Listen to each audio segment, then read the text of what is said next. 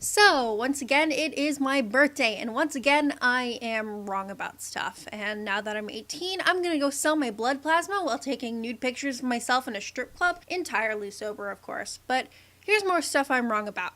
Let's go! So I thought this thing was like enigmatic of the entire human race, but it turns out it really isn't. For starters, the experiment was done on specifically men from Stanford, around 20-ish, who decided to go to do an experiment about prison. And there's a lot of evidence that all of these factors led to a more violent response. And in my head, now that I think about it, it's just so insane of me how I assumed that one study done on an especially small, tiny subsect of the human race was true for the entirety of humanity.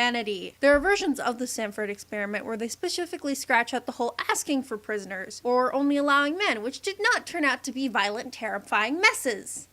Yay.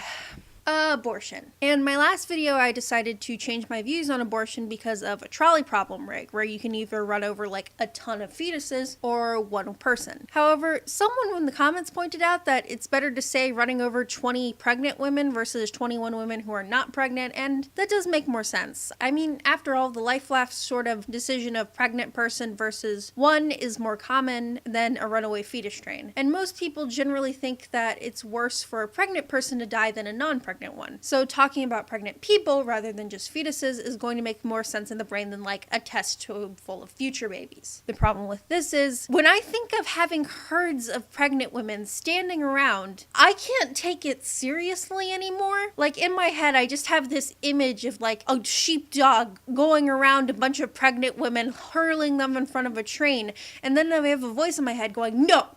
You must take the truckload of pregnancy seriously," and that honestly just makes it more funny. So the thought experiment has been adjusted. It doesn't work for me.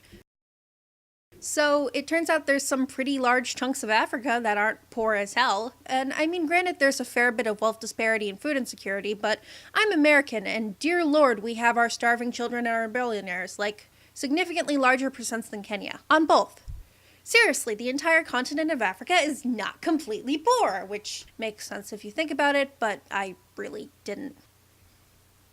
So, helicarriers do not exist.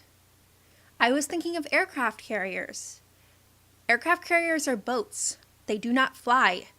The Shield helicarrier is not something that can exist. At least not yet.